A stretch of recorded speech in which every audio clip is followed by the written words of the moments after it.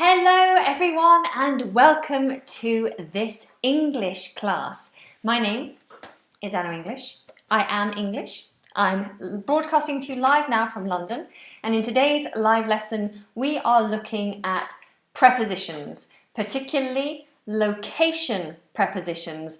Now we have already looked at three of the main location prepositions, which were on, in and at. Ones that are commonly mistaken by students. But we've looked at those, so now we're going to look at some more. And as always, I have my notes. Let's have a quick look at the notes here. Got some notes to go through with some little pictures just to give you a helping hand. Of course, I'm open to taking questions and comments throughout the lesson, so feel free to make a comment if you want to ask me anything regarding the lesson.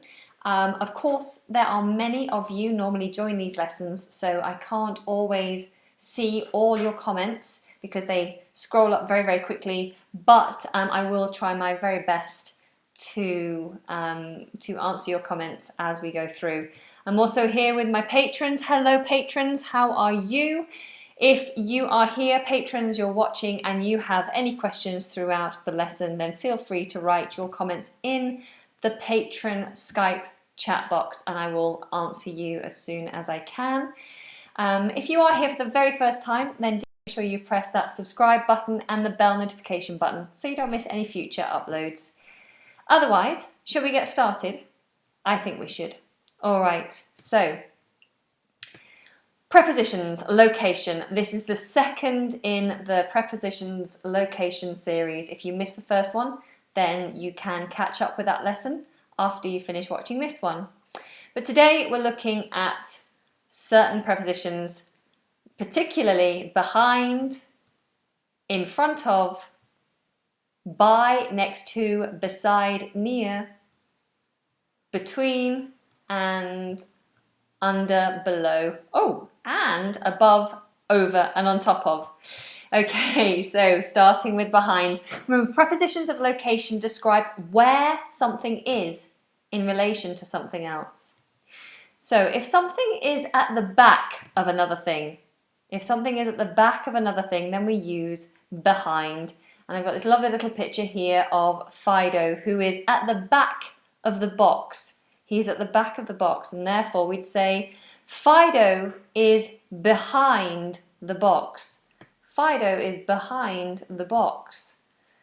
Of course, we could talk about the things that are behind me right now, the things that are in the back, the things that are in the back of my screen. Behind me, we have flowers. Ooh, there, we have an ironing board behind me. We have some cushions neatly lined up at the back behind me here. I've got windows behind me, I have doors behind me, I have a little flower fruit bowl thing going on there. There's a love heart up there behind me. So there are many things behind me. What is behind you right now? Please tell me in a comment what is behind you, what is at the back of you right now. If you've ever been to the theatre in the UK, at Christmas time, you may have visited a pantomime. So a pantomime is a certain type of show that goes on at Christmas, and it has a certain format. And one of the formats is that throughout the show, someone will sneak up on someone else on stage. So someone will be standing in the middle of the stage, talking to the audience, and another character will sneak up behind them and try to scare them or steal something from the back of the stage. And the audience has to shout, "He's behind you!" And they'll say, "He's what? He's behind you!" So this is a tradition in the UK with theatre, specifically called pantomime. Pantomime. So some of you are saying, behind me is a wall, behind me is the TV. Keep calm and carry on is just behind me, but behind you, mask, is a wall. Okay? Lovely. I have, oh, what is your name? Is it Live, El Klein? What's your name? You told me earlier and I didn't make a note of it. You said a big mirror is behind you, a big mirror behind me. So you'd say, I have a big mirror behind me. I have a big mirror behind me. Good. Okay, easy peasy. Let's move on, shall we? Oh, Raphael, you have a violin behind you. Wonderful. You must be a musician. So Fido is behind the box. Here are some example sentences written out for you. We searched, let's put an ed in there. We searched everywhere for the lost letter. Finally, it was spotted at the back of the room behind your sister's jewellery box. We searched everywhere for the lost letter. Finally, it was spotted. To be spotted means you're suddenly seen. It was spotted at the back of the room behind your sister's jewellery box. All right, so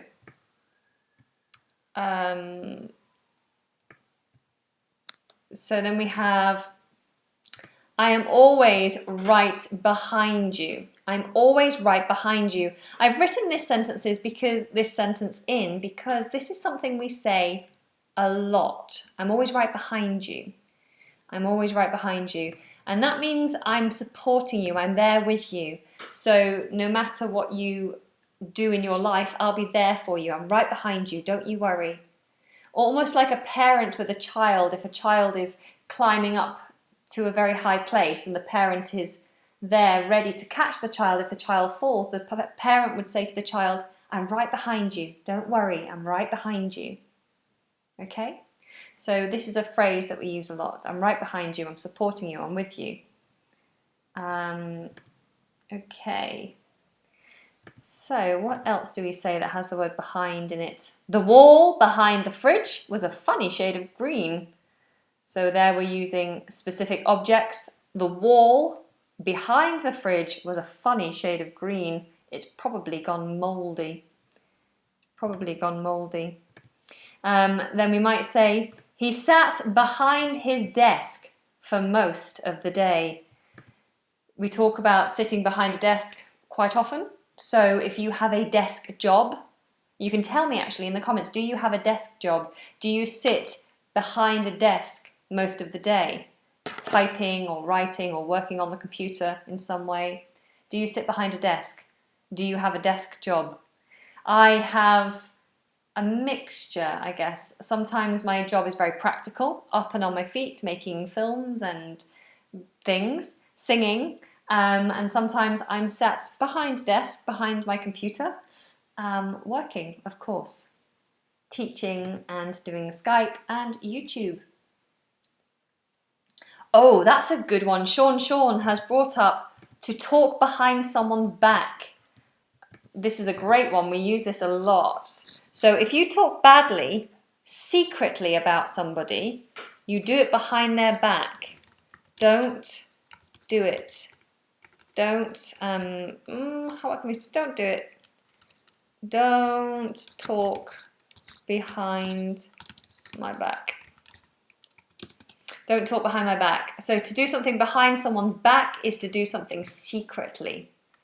It's not really specifically location-based, but you get the idea, to do it when they can't see you or hear you, to talk behind my back. Don't talk behind my back. Okay, so moving on. Oh, hang on, we've got something from the patrons here. I'd like to hear you singing I Dreamed a Dream from Les Mis. Not on this channel, maybe on the other channel. In fact, I do sing a bit of that song on my singing channel because I teach other people how to sing this song. So if you look up I Dreamed a Dream, how to sing on Verba, then you'll find that. So you put the sentence, I have sitting behind my table now. So no, that would be I am sitting behind my table now, and then that would be perfect. Okay, wonderful. All right, shall we move on from behind onto the next one? Harrison said, you sing, Anna? Yes, if you don't already know, I have a number of other YouTube channels. An adventure YouTube channel called Anna's Big Adventure, a singing YouTube channel called Verba Vocal Technique, and this channel, and I'm starting a new children's education channel called Sing Along Kids. And the link to the adventure and the singing channel should be in the description box below. Sing Along Kids has not properly been launched yet, but maybe I can put the link in later on. But that's coming. That's coming. If you have any children and you want them to learn English, you should definitely join that channel. But I'll drop the link a little later. Okay, so let's carry on with the notes. Where are we? Okay, so the opposite of behind is in front of. If it's not behind you, it's in front of you. So this hand is behind me. This hand is in front of me. Behind, in front. Behind, in front of. It's right there in front of my face. Okay, so in front of. Let's have a look. So Fido is sat there in front of the box. Fido is in front of the box. And here we have some sentences. We have, I can't see for looking.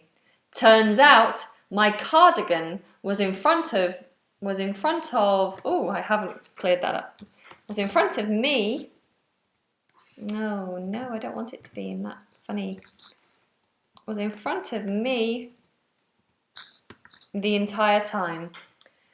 So I can't see for looking. This is a phrase we use often, which means when you're looking really hard for something and it's right in front of you and you're looking so hard that you miss, you're not perceptive to what's in front of you. So I might have my keys in my hand and be going, now where are my keys? Where are my keys? I can't find my keys anywhere. Where are my keys? Have you seen my keys? I don't know what I'm going to do without my keys. I have done this on so many occasions. I'll be wearing my jumper and go, I can't find my jumper anywhere. Or I'll be on the phone to my mum saying, Mum, hang on a minute, I've lost my phone. It's so silly. Chow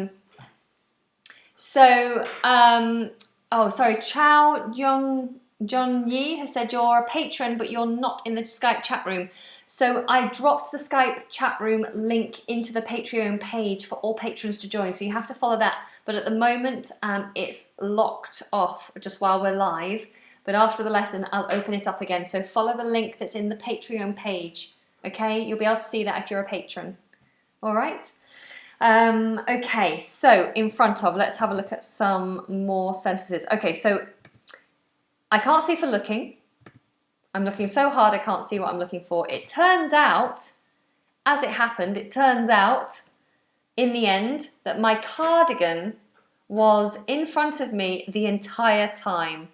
For the whole time, the entire time. Then we might say, we set off, this means we began our journey, we set off at the same time, but now they are in front of us. So imagining we're both driving out to the countryside, perhaps from the same location at the same time.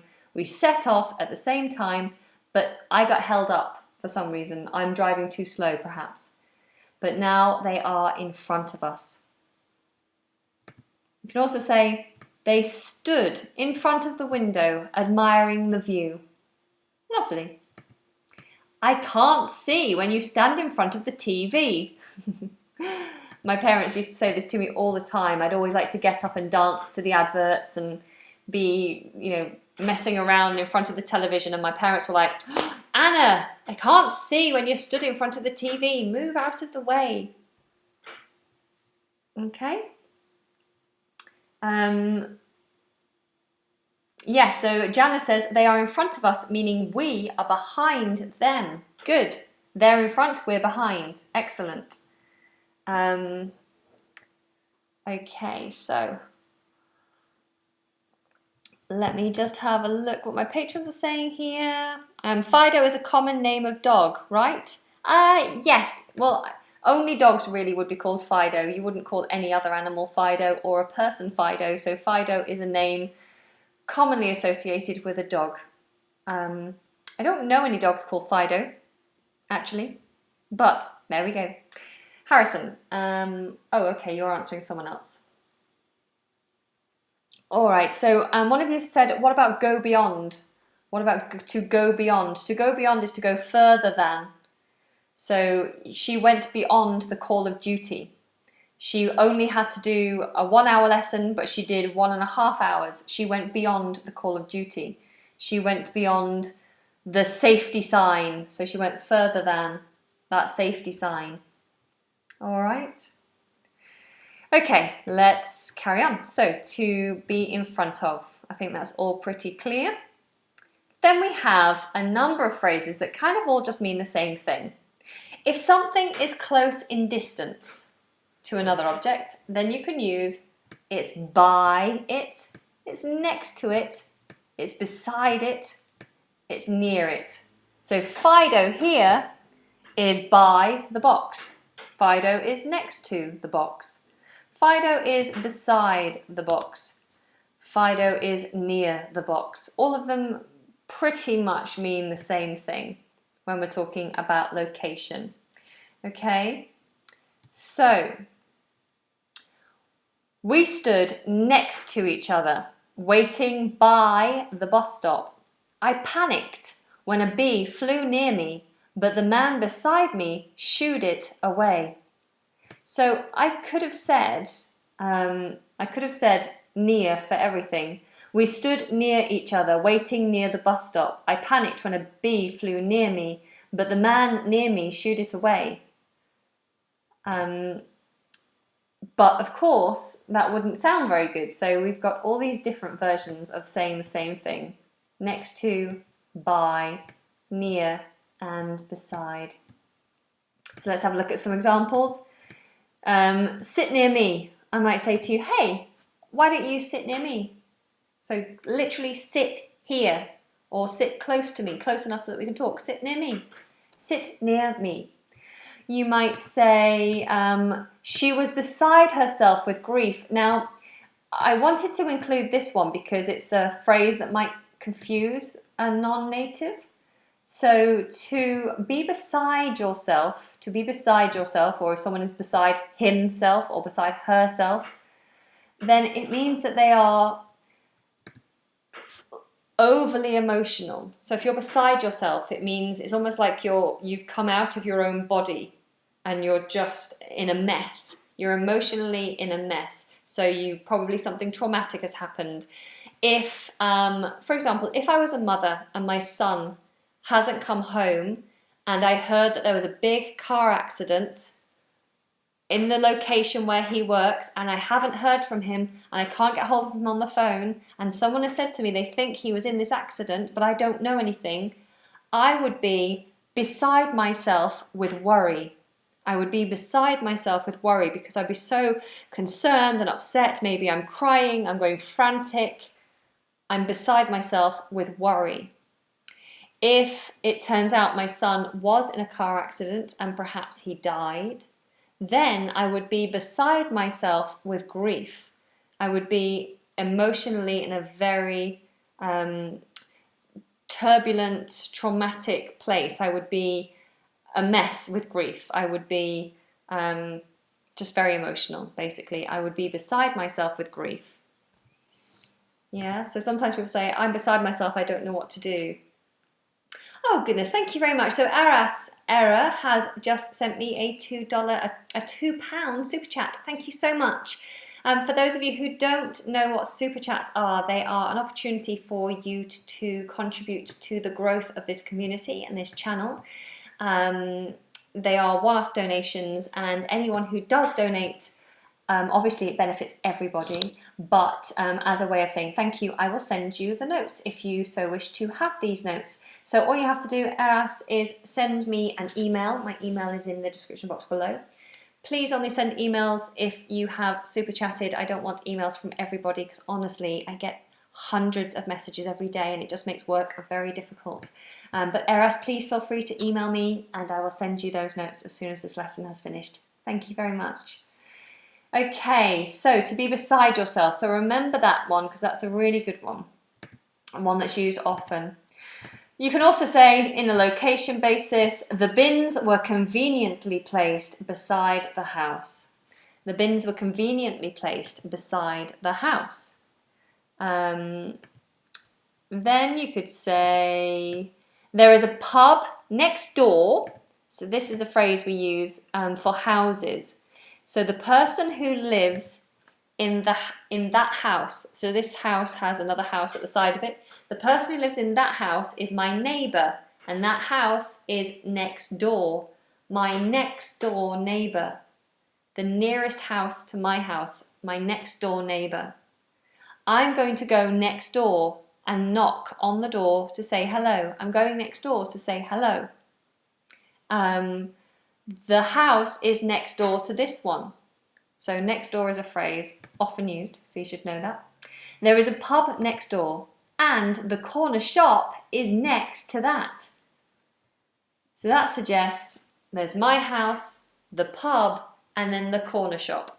So my house, a pub next door, and next to that is the corner shop. Is that clear? Does everyone get that? In the States, we don't hyphenate the words next door. We just say next door. I'm not sure if we do, you know. I think it was an automatic thing, you know, when you get autocorrects. But to be honest, I'm not sure whether we hyphenate it either. Let me just double check for you. It's a good point you brought up, actually. Next door neighbour in the UK. We also have a phrase called nosy neighbours. Nosy neighbours. It's what we call neighbours who are always interested in everybody else's business. So someone who's always looking through their curtains, their curtain twitchers. The curtains are moving every time something's happening. Every time you leave your house, they're watching. Oh, where are you going now? I see you're going out every day. Where are you going to? You don't come home till very late. Okay, sometimes it has been hyphenated. In the Oxford Dictionary, it's hyphenated. It's even saying the US one is hyphenated, but then in other dictionaries, it's not hyphenated. So who knows? Probably both are acceptable. Okay, let's carry on with the notes. So we have, you are always by my side. You are always by my side. Whoa, hang on. Oh yes, right, okay, yes, because we're doing lots of different ones, so by here. So you're always by my side. This is another phrase that we use often, to be by your side. It can mean physically, this is by my side. My phone is by my side. My friend is sat by my side. We are sat side by side. That's another phrase, side by side. We are side by side right now.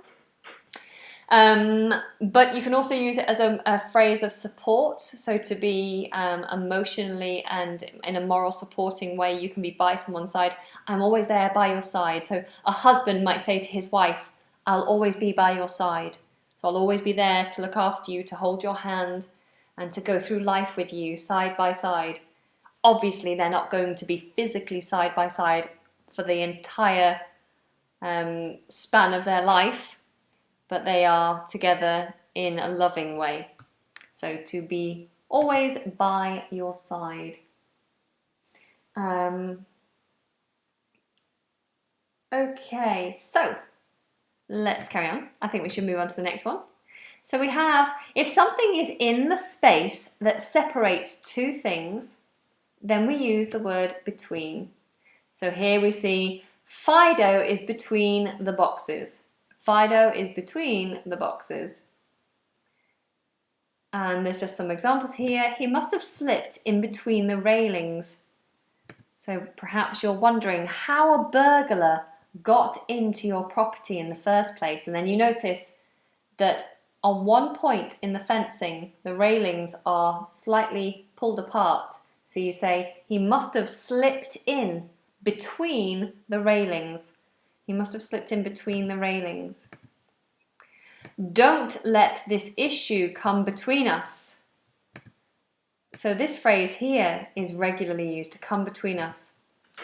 You might say that if a couple are married, a man and woman married, very happy, but then perhaps there is a scheming person who doesn't like that they're happily married, and for whatever reason they're jealous and they want to break them up. They might plan to come between that man and wife by spreading rumours, by being difficult and causing arguments between the two of them. She or he comes between the married couple. And I might say to you, look, we're having an argument about money. But let's not allow it to come between us. We're good friends. Let's not argue about money. Let's not allow it to come between us. Okay? So, to come between us. A really good phrase to remember. Between and through are different. Between just suggests the location. Through, it suggests a movement or a continuation between. So I would put an earring through my earlobe because it starts at one side and goes all the way to the other. That is through. All right, but we're coming to that in just a moment. I will tell you a secret, but it must stay between you and me. I will tell you a secret, but it must stay between you and me. Another phrase that we use often with the word between, just between you and me, or just between you and I, or just between us. I'm going to show you something, but it's just between us, okay? That means no one else must know it. If you and I are looking at each other and this secret embodies the space between us, I've just told it to you, between us, then no one else must come in that space. No one else must know what we have just shared between the two of us here. All right? Okay. So, I will tell you a secret, but it must stay between you and me. Put the plate down between the knife and fork. So that's a very specific location order. I'm ordering you, instruction rather. I'm instructing you to put the plate down between the knife and fork. Put the plate down between the knife and fork. Nice and easy. Okay. So the next one. If something is beneath something else, then we can use under or below. Under or below. Just a quick question that's come through that I think I should address. When should I use among? Among. So the word among, you can use among. You can sometimes use among when you mean between. But to be among is to be in the middle or somewhere in a group of things. So somewhere among my bunch of keys, you will find a key ring. Somewhere among my bunch of keys, you'll find my car key. So it's when something is in the middle of or somewhere in a group of things. She disappeared among the crowd. But between suggests it's in the middle, in the space that is between two objects. Okay. Guatam says, why you come late, Anna? I'm not late. I was here exactly at 3:30. I think you must be late. Okay. Let's carry on. Patrons. Eric has said, between you and me and the lamppost, a secret. Yes, this is a phrase actually that I have heard. So it's now generally shortened to between you and me, but sometimes it used to be said between you and me and the lamppost. So I think I've heard my granddad saying this. Between you, me and the lamppost. It means I'm about to tell you a secret. Keep it a secret. Okay. Alrighty, so where were we up to? Oh, we're doing under and below. So we have the beach ball, or the ball even. The ball is under the table. The ball is below the table. So to be under something and to be below something, in terms of location, they can be used in exactly the same way. Although under would suggest more of a covering, more of a canopy. If you're under something, you're being covered by it. Whereas to be below something is literally just to be less than. So my height, I'm below 6 foot. Or she scored below average. So I didn't quite get the height that I needed. I didn't quite get the score that I needed to be below. I'm below par today. But you could also say I'm under par. So you can use them interchangeably, but under suggests more of a covering, a canopy. Okay? Under and underneath, pretty much the same. Okay? Jana, you're absolutely right. Using the word umbrella is a great way to use the word under. Very common. So you have this phrase, it is water under the bridge. Does anyone know what this means? It is water under the bridge. Water under the bridge. So if something is just, if you describe something as water under the bridge, it means that it's something that has no longer got any relevance in the future, in the present. So say if you and I were very, very good friends, but then we had a terrible argument and we didn't speak for months because we were very, very upset. And then someone asks me, are you still upset about the argument and falling out with your friend? And I would say, not anymore. It doesn't upset me anymore. It's water under the bridge. It's no longer relevant. It no longer bothers me. It's water under the bridge. Or if you then came to me and said, I want to be friends again, I might say to you, I'm sorry, there's too much water has gone under the bridge. We've argued too many times. Too much water has gone under the bridge. It's a strange phrase, right? But that would mean that I can't be friends with you anymore because we've got too much history. Too much has happened. I've got over it. I'm not bothered by it anymore, but I can't be friends with you. Okay, so too much water has gone under the bridge. Okay, so Eric has said, Dennis has said, under the weather. To be under the weather means to be ill, to not feel very well, to be ill. And to say, I am under a cloud below the sea level. Well, yes, I mean, if you're below sea level and it's cloudy above sea level, then you would be both under a cloud and below sea level. Good, okay. So, let's go back to the notes. What else do we have? Water on the bridge. Get under my umbrella quickly. So yes, like I said to Jana, we use under an umbrella regularly, especially in England because it rains a lot. Get under my umbrella. Although you wouldn't want to use an umbrella today because it's very, very windy here in London. Your umbrella would turn inside out. Then I might say to you, that piece of paper you were looking for, it's under that pile of letters on the table. It's under that pile of letters on the table. Go and have a look. Lift up the letters and you will find it. I could also say it's below that pile of letters or it's beneath.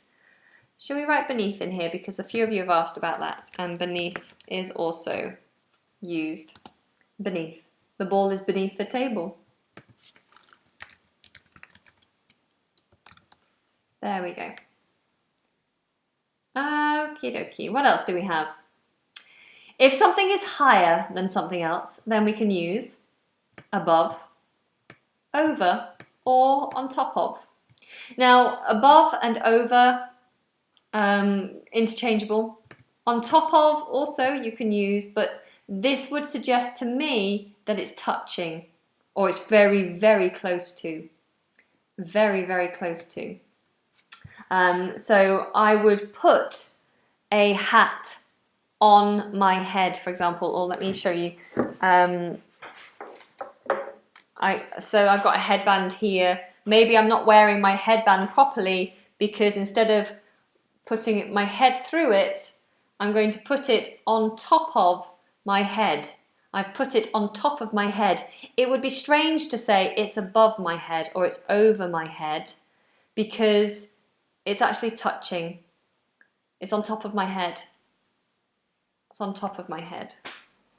If someone was holding it here, however, then they might say, the headband is above my head, or the headband is hovering over my head and making me feel uncomfortable. Okay, so on top of, generally like touching. Generally. Obviously, there's always exceptions. So the ball here is above the box, the ball here is over the box, and ideally if this was touching, we'd say the ball is on top of the box. So I store my hats on top of the wardrobe. I don't anymore, I used to, because now my wardrobe touches the ceiling where I live at the moment. So if I store my hats on top of the wardrobe now, my hats would be squashed flat. I could say the bad news was hanging over my head. So if something is bothering you, if something is playing on your mind, you're thinking about it a lot, then you can say it's hanging over your head. It's hanging over my head like a cloud, like a rain cloud, making me feel depressed. It's hanging over my head. I can't stop thinking about it. And we could say, he is standing over me and it's making me nervous. We hear this a lot, don't stand over me. I hate it when he stands over me. It's when someone is standing, you're sitting, and they're just looming, watching. They're standing over you. Standing over you. Okay. And was there one more? Yes, there was. The raw meat was placed above the cooked meat in the fridge by mistake. So any of you who've done any kind of basic hygiene cooking courses will know that raw meat should always go at the bottom of the fridge so that it doesn't contaminate any cooked meat. And here they got it the wrong way around. So the raw meat was placed above the cooked meat in the fridge by mistake. Good. Okay, and that's all. There we go. So that was quick and easy. I say quick and easy. We're on 41 minutes. Do you have any questions now is what I'm going to ask. Let's just quickly recap all of those. So to be at the back of is to be behind. What is behind you? To be in front of is the opposite of behind. It's what's at the front. To be in front of. Just remember those words in and of. In front of. If you are close to something, you're by it, you're next to it, you're beside it, or you are near it. If you occupy the space that separates two things, then you are between those two things. You are between them. Like a rose between two thorns. If you have something covering you, then you are under it, you are beneath it, or you are below it. If you are literally lower than another thing. And if you are higher than the other thing, you are above, you are over, or you are on top of. Okay, so let's have a look at what questions you have now. So patrons first. I am under a cloud below zero. We've had that. It's 10 degrees below zero. Yes, I had this the other day actually. A student said to me it's 10 degrees below, but you can also say it's minus 10. Minus 10 degrees. And we'd probably just say, what's the temperature? Oh, minus 10. Minus 10 today. We'd just say it like that. Okay. What are we saying here in the chat room? Among, I've already talked about among. Among is when you're in the middle of a group of things. So slightly different. The chalk is above the whiteboard. Interesting subject sentence, because chalk is not what you would use with a chalkboard, with a whiteboard. You would use pens with a whiteboard pen, and you'd use chalk with a chalkboard. So I think what you want to say is the chalk is above the chalkboard. Chao Yong-ji or Yi, there is a bridge over the river. Exactly right, well done. What else do we have?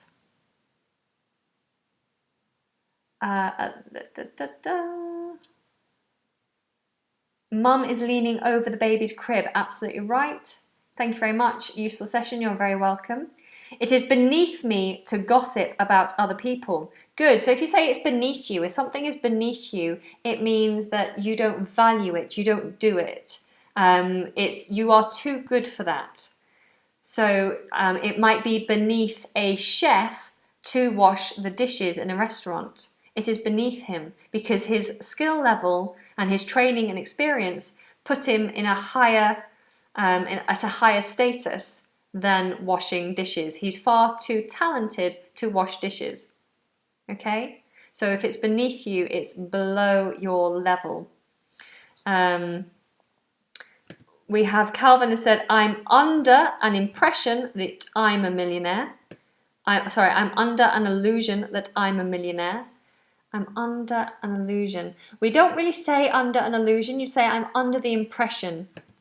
This is a phrase we use a lot. Under the impression. So this just means I believe. So it might be, hello, I'm under the impression that we had a meeting today at 10 o'clock. Is that right? So I believe that we had a meeting today at 10 o'clock. I'm under the impression that. And it's just a way of saying I believe. All right, what else do we have? Why isn't it possible to say come at home, go at home, but it is possible to say stay at home and be at home? Because if you come, then you are moving. You're not there yet. And if you go, again, you're moving. You're not in any set position. To be at a place is to be in that location. So if you're coming or going, you're moving. You're not in a solid location. If you're at a place, you're in the solid location. I am now at home. I'm not coming or going anywhere. If I'm going somewhere, then I go to a place, to be at that place. I'm going to a place. And when I get there, I will be at my destination. If I come home, I wouldn't say to, I'd say to come home. I need to come home. I want to come home. I wouldn't say I want to come to home. That wouldn't make sense. So you come home or you go to a location. Okay? Your eyebrows are above your eyes. That's correct. Well done. To be on top of the world, a really great phrase. If you're on top of the world, we use this to mean you're very happy. Like, I'm on top of the world to be here teaching you all right now. I'm very, very happy. So how can we find the meanings of idioms? Is there a website for this? I guess the best thing to do if you don't understand an idiom is just to Google it. Google is a fantastic resource. Okay, so I'm going to start wrapping up now, guys. If you've got more questions, then please feel free to put them in the comments. I will stay for a few more minutes. But can I just say, if you are here and you found this helpful, you know I don't really like teaching grammar, but if you did find it helpful and you do enjoy these grammar lessons and they help you and you want me to do more, then please click on the thumb button and I'll know to do more grammar lessons for you. So if I get at least 100 thumbs, I'll know that you want more grammar, and I'll try and keep Fridays as a grammar lesson day. Okay, so let's have a look. What do we have? We have 90 thumbs. Okay, so maybe some of you aren't that keen on grammar. And if you are here and this is your first time, thank you so much for joining me. That was an absolute pleasure. If you are here and you think you would like to learn more English with me, then please do press the subscribe button and that bell notification button so you don't miss any future uploads. The bell notification will just simply let you know when I upload a new video or when I go live. Okay? So, what are you saying here? Calvin's just put a phrase, to be under the illusion that. Yes, Calvin, absolutely. Under the illusion is a phrase that is used. It's just not used very often. It's not a common phrase. So you'll find lots of things in the dictionaries, but they're not necessarily things that natives use. Okay, so under the illusion that is a phrase. It is a phrase. And it will be used by some people. But more often we use under the impression. Under the impression. So don't get confused by it. Just accept that we don't use it very often. That's all. Okay, but don't let it confuse you. Okay, a few more questions and then I'm going to say goodbye. Don't forget that I do have lots of links in the description box below. You can come and join me on social media, on Instagram. I've recently just hit 4,300 followers on Instagram, which is amazing. I didn't use Instagram a few months ago and I've started using it and absolutely love it now, and I think it's great if you're learning a language because there are many language teachers on there doing very interesting things. So it's a free resource just like YouTube. So if you're not already on it, then I would suggest it's a good place to go. You'll find all your favorite YouTube English teachers on there as well. You'll find English with Lucy, Papa Teach Me. Lots of other amazing YouTubers are doing their thing over there, so do go and check it out. I'm also on Facebook and Twitter, and if you don't know when I plan to go live, it's the best place to find out is to join me on Facebook and Instagram, because I always post when I'm about to go live. In terms of next week, I won't be doing lots of live lessons again next week because I am moving house. So I've said to you on a number of occasions that I just rent a room here. This isn't my house. I've just been renting a room here on the short term, and I'm now moving to a flat of my own, so I won't have to deal with flatmates in the back of my videos anymore, and hopefully I'll have better internet. If I can sort that out, I will get better internet, which those of you who've sent me super chats and patrons, your contributions have been going towards that, so thank you very much. Hopefully you'll reap the benefits. But that will be in place. I'm moving in 2 weeks, basically. 2 weeks tomorrow I'll be moving. So the next few weeks, it's going to be difficult for me to do lots of live lessons just because I'm dealing with moving, and moving is stressful. But come the end of July, then things will get back to normal. So, what are you asking me here? Dear Anna, I was wondering, can you explain when does one use a mid and a midst? Oh, that's an awkward one. I don't know. A mid and a midst. A midst. If there's ones like that are most natives wouldn't know the difference of when to use one or the other. So often a mid and a midst are confused with among and amongst. While the words are very similar in meaning, no, that doesn't really help, does it? A mid and a midst. Okay, I'm going to send you a definition here, which might help. But if you're ever confused, just Google. Like, most of this stuff is covered in Google. Oh no, I can't send it. I can't send it. Can I send it now? I can send that bit. And that bit. There we go. So these words are close synonyms, but are not exact synonyms. The difference is subtle, and a midst or a mid is often confused with among. Again, I just think they're the same, you know. My dictionary defines a midst as being in the middle or surrounded by something, like among. Among is defined as mingling or intermixing with distinct or separate objects. So there's your definition. I hope that helped. But yes, if you're not sure, and there are lots of cases where natives wouldn't know, if you're not sure, then just Google to get the exact difference. But I think you'll find that most natives use them intermittently. Not intermittently. They use them both the same. So, a little topic, but I've heard people saying, what can I do you for, not for you? Why do they say it like that? What can I do you for? That's just our sense of humour. So if someone says, what can I do you for, instead of what can I do for you, they're just being funny. They're just trying to be funny. Because if you do someone for something, it's almost like a police officer arresting someone for doing something wrong. I'm going to do you for that. I'm going to have you for that. Means you're going to get into trouble. So if you meet a shopkeeper and you say, hello, and the shopkeeper goes, what can I do you for? It's just a shopkeeper trying to be funny. Okay?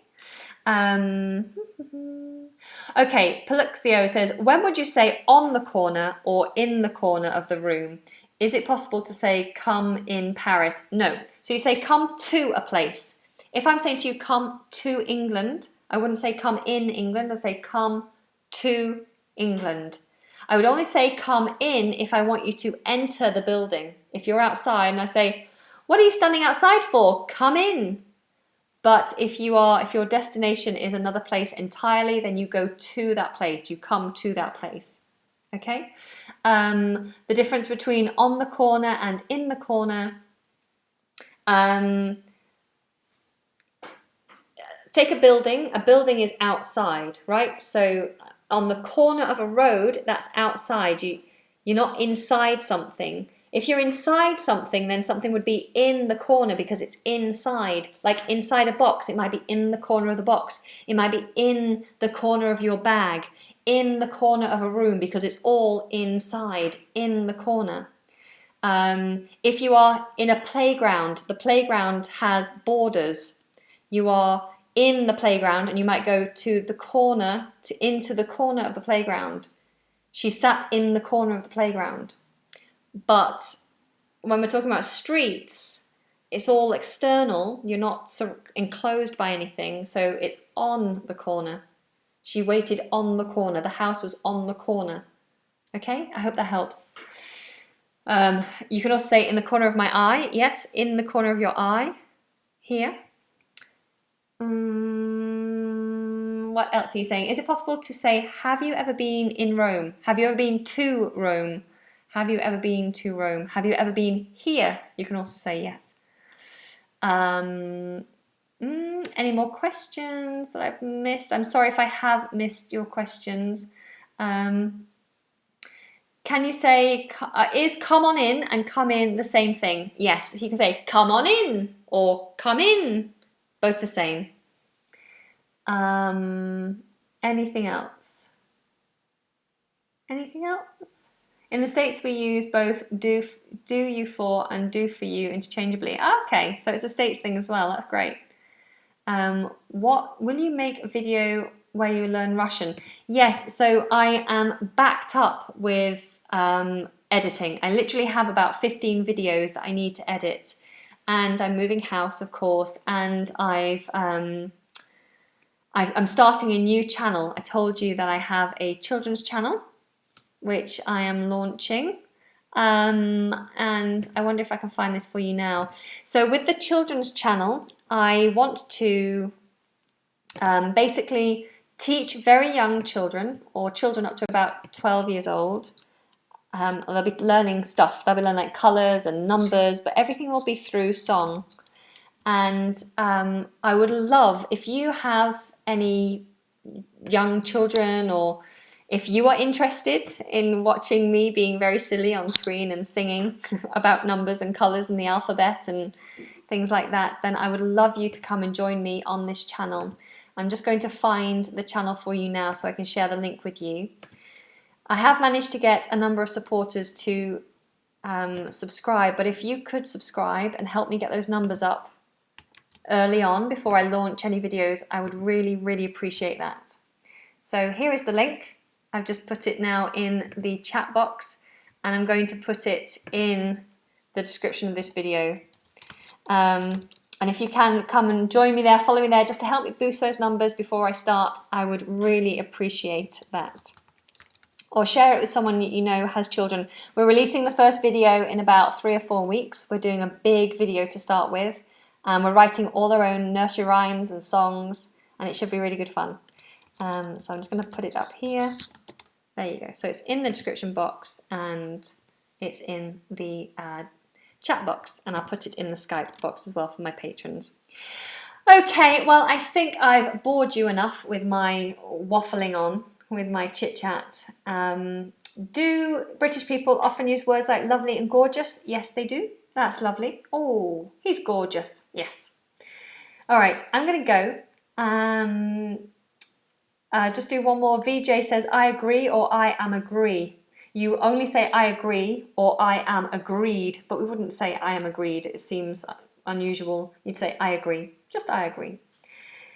Okay, so thank you very much. Thank you again to Aras Era for your super chat donation. Remember to drop me an email and I will send you the notes as a way of saying thank you. It's very much appreciated. Thank you to my patrons for joining me here. It's been a pleasure to have you along. I hope you found that helpful. I hope you all have an amazing weekend, and I will be live again at the end of next week, probably on Thursday or Friday, but I will let you know on Facebook or Instagram. All right, guys, take care. Have an amazing weekend. Lots of love from London. Mwah, mwah, mwah.